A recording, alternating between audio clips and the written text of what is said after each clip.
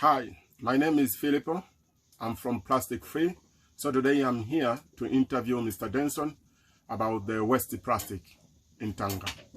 Mr. Dennison, what did you think about the plastic waste situation in Tanga? Hi Filippo, well thank you. Let me explain first how I come to be here in Tanga. So I'm on a sailboat and I arrived here from Thailand more than a year ago. I haven't been here the whole time, but the boat's been here. It's a very safe place to be. I've been with Filippo to one of the schools when he was giving a talk about the importance of reducing plastic, and I fully support his efforts to reduce plastic. You asked me about plastic waste in Tanga. Let me first say something about plastic waste in Tanzania, and I applaud the efforts of the Tanzanian government to reduce plastic waste. For example, it's illegal to use, import, manufacture plastic bags here in Tanzania, something most people don't know. When you go to the supermarket or when you go to the market, everything is loose. You put it in a basket. Some things are plastic wrapped, but like meat, things like that. But when you're checking out, when you're at the cashier, there are no plastic bags to put supplies in. You either bring your own, or there's this decompostable bag that you can buy. So it's very good. There's been real efforts to reduce plastic consumption, particularly one-time use. Here in Tanga, the beaches are on the whole very clean. Obviously there are areas, and I see this being a sailor, when I go inshore, in some places the wind and the tide will collect plastic waste in one particular area. So you get these little mini gyres in the mangrove swamp where plastic waste is collected, but that's not difficult at low tide to go out and collect it, which I know Filippo has been doing. But on the public beaches it is pretty clean, really. Along the roads, yeah, there is some people just don't know and they throw the plastic bottles down. However, plastic here is recycled, so there are people who make a living coming along collecting plastic that people have thrown away. So on the whole, I would say Tanga is in a pretty good shape. Obviously, the future is in educating young people. Yeah.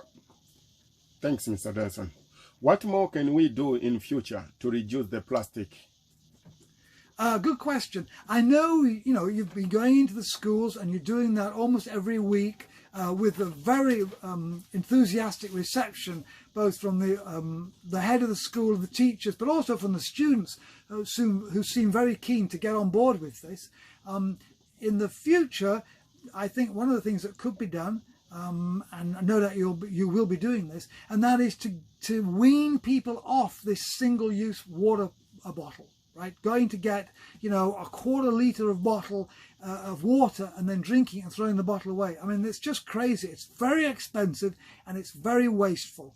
A better way surely is to have a permanent water bottle that is one's own, and you carry it with you and you can fill it from a tap from home or from a big bottle, and so you don't have that daily waste.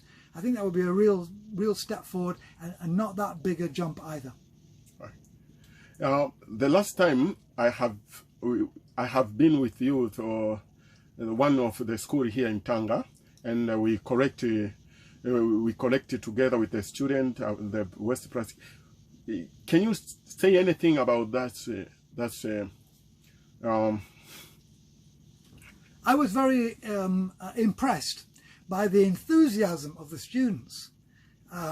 I mean, obviously they're picking up the garbage that they themselves have thrown down, right? So that was, to something a little bit alarming. It's like, okay, but they were very enthusiastic about it, and I think I think some of them got the message that this is, we have a beautiful country here, and one of the things we need to do is to not throw plastic waste everywhere. Put it in the trash. So I think it's great. Any message from the people about the plastic free, especially me, to give me any supporting?